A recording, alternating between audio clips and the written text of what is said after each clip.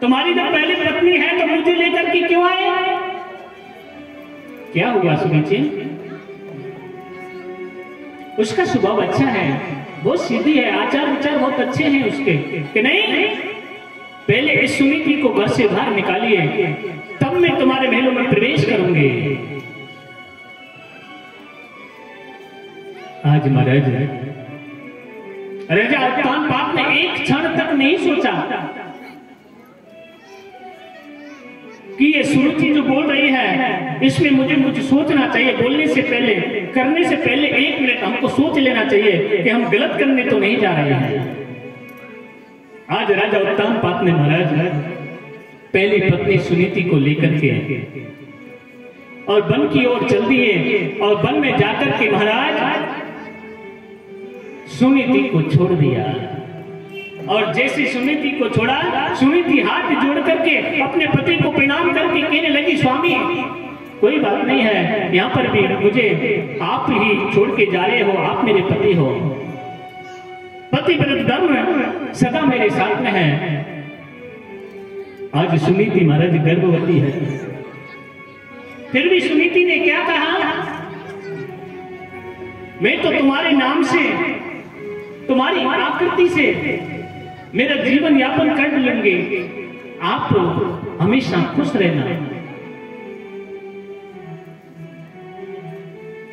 उसी समय महाराज राजा उत्तानपाद वापस महलों में आ गए। आज सुनीति ने उस वन में ऐसी पनपटी बनाई, घास फूस की झोपड़ी बनाई है, और उस घास फूस की झोपड़ी में महाराज सुनीति ने अपने पति उत्तानपाद की आकृति को बना लिया और अपने पति की आकृति को बना करके और उस पनपटी में निवास करते हैं। और जब भी शाम हो जाती है, खाने का समय होता है, तो सबसे पहले पति के लिए बोलती है, पति खाना खा लो ही स्वामी ही प्राणनाथ, खाना खा लो। पतिव्रत धर्म का पालन उस पर्णकुटी में हो रहा है। जो भी कार्य करती है अपने पति की आज्ञा ले लेती है। महाराज धीरे धीरे धीरे धीरे समय निकलता चला जा रहा है। सुखदेव जी कहने लगे, राजन, जब एक समय राजा उत्तानपाद को अपनी पहली पत्नी सुनीति की याद आई, अरे बहुत दिन निकल गए, मैंने मुड़कर के भी सुनीति की तरफ नहीं देखा। जिस स्थिति में, जिस हाल में मैं सुनीति को छोड़ के आया हूं, मुझे एक बार उसके पास चल करके देखना चाहिए था, क्योंकि वो गर्भवती थी। उसी क्षण राजा उत्तानपाद महाराज उस वन में गए और उस वन में जाकर के जो घास फूस की झोपड़ी है, पनपटी है, उसमें प्रवेश कर गए। और जैसे राजा उत्तानपाद ने अपनी पत्नी को आवाज लगाई, सुनीति, एकदम दौड़ करके सुनीति पनपटी से बाहर आई, अपने पति के चरणों में प्रणाम किया और राजा उत्तानपाद को उस पनपटी में अंदर लेके गई। अंदर महाराज जाकर के राजा उत्तानपाद ने देखा, मेरी प्रतिमा बना रखी है। सुनीति ने नेत्रों में आंसू आ गए। राजा उत्तानपाद रोने लगे, अरे देवी, मैं महलों में जाकर के तुझे भूल गया, तू इस वन में रहकर के भी मुझे नहीं भूली है।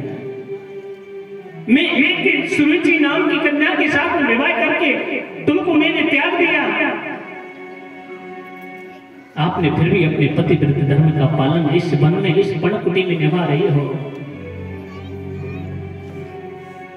उसी क्षण महाराज सुनीति को लेकर के राजा उत्तानपाद अपने महलों में आ गए। और जैसे महलों में आए, सुरुचि दौड़ करके निकल के आई, क्या कर रहे हो? मैंने आपको पहले मना कर दिया, फिर आप वही करने को जा रहे हो। देवी, कुछ भी हो जाए, आपको सब पता है, मैं पहली पत्नी सुनीति को घर से बाहर इस समय नहीं निकाल सकता। ठीक है, आप सुनीति को घर से बाहर नहीं निकाल सकते हो, महलों से बाहर नहीं निकाल सकते हो, पर लेकिन मेरी भी एक बात सुन लीजिए कि आपकी पहली पत्नी सुनीति का इन महलों पर कोई अधिकार नहीं होगा। इसकी जो पुत्र होने वाला है उसका कोई अधिकार नहीं होगा। कि ठीक है देवी, मैं आपसे वादा करता हूं, पर लेकिन सुनीति को इन महलों में रहना पड़ेगा। आज महाराज दोनों सुनीति और सुरुचि दोनों रानी रह रही हैं। धीरे धीरे समय निकलता चला जा रहा है। कुछ समय के बाद में सुनीति के गर्भ से एक बालक ने जन्म ले लिया और उस बालक का नाम है ध्रुव। बोलो ध्रुव महाराज की। और सुरुचि के गर्भ से भी एक बालक ने जन्म लिया है और उस बालक का नाम है उत्तम।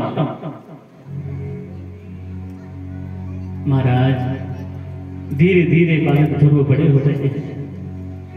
5 वर्ष के हो गए बालक ध्रुव।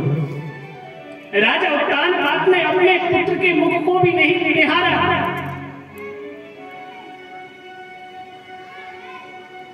सुरुचि ने ऐसा बांध रखा था राजा उत्तानपाद को कि वो पुत्र के दर्शन तक नहीं कर सकता है।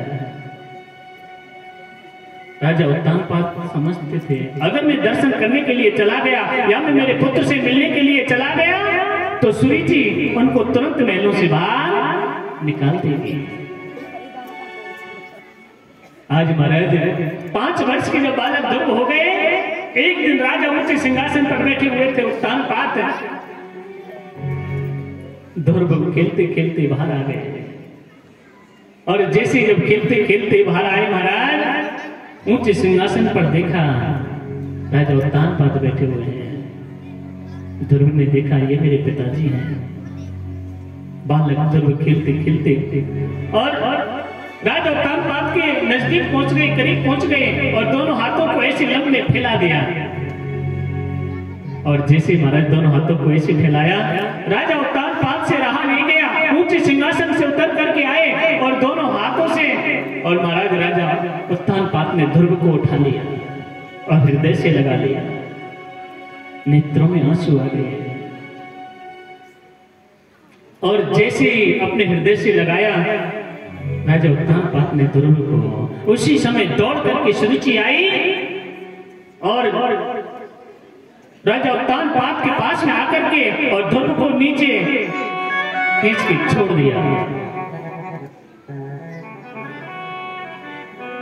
एकदम ध्रुव देख करके सुरुचि की तरफ, मौसी की तरफ देख करके नेत्रों में आंसू भर गए। रोते रोते मां सुनीति के पास में गया बालक ध्रुव और सुरुचि ने क्या कहा बालक ध्रुव से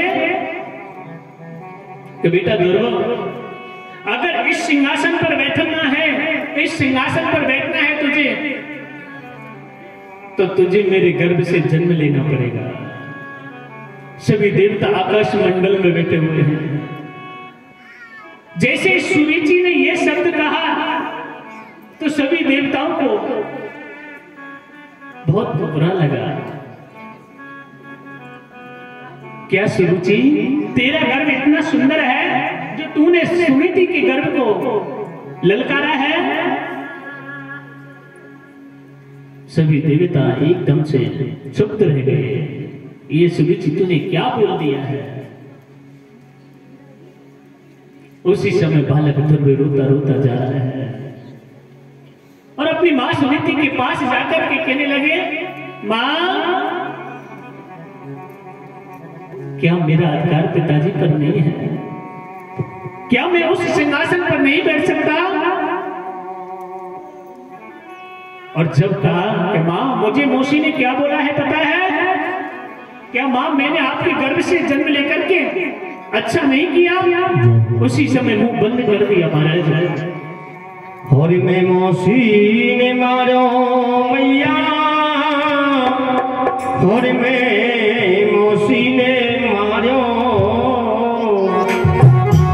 और रोए रोए कहे ध्रुव महाराज मैया, मैं मौसी ने मारो,